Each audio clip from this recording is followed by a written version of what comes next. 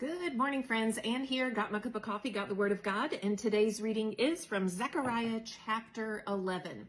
Friends, in the previous chapter, chapter 10, we were talking about how God was going to bless his people if they followed him and if they obeyed him. But here's what we know is that the people do not end up following him, do not end up obeying him. And in chapter 11, it talks about how the people are going to follow these terrible, evil shepherds, and that Jesus is going to symbolize the broken covenant between God and his people because they are not following the one true shepherd. They are following these evil, horrible shepherds. This is what he says in verse 7. So I cared for the flock intended for slaughter, the flock that was oppressed. Then I took 2 shepherd's staffs and named one Favor and the other one Union. I got rid of their 3 evil shepherds in a single month. But I became impatient with these sheep, and they hated me too. So Jesus, God, had removed these 3 evil shepherds, but the people still wanted those shepherds because they wanted to be evil. And Jesus came. And here we're talking about his first coming. He came and the people rejected him. The people did not want him. And so it talks about how he takes this one staff called Favor and he shatters it. And the favor between God and the people is broken.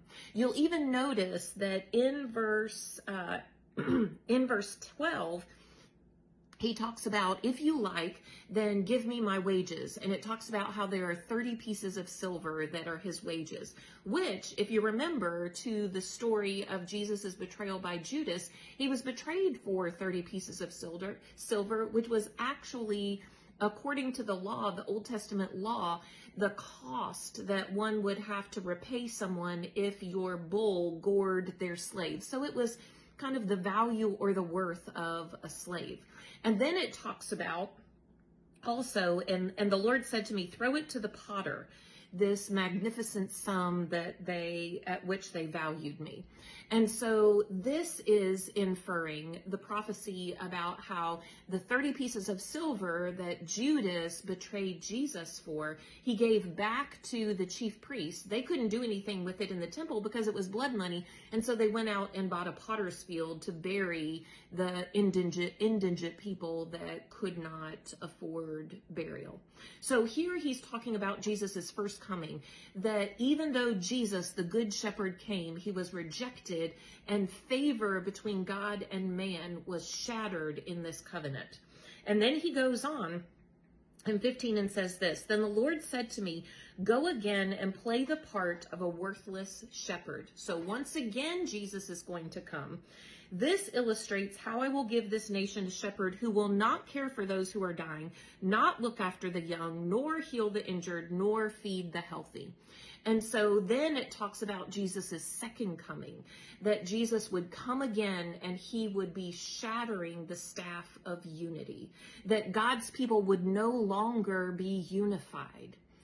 Friends, I want you to know that there are many evil shepherds out there. Shepherds who, like this shepherd, do not care for people who are dying, do not look after the young, nor heal the injured, nor feed the healthy. These are people who do not care about anything else but themselves. And friends, I want you to be careful that you're not following the wrong shepherd. Because Jesus is our shepherd. He carries favor and unity in his hands, and he longs to provide that for his people.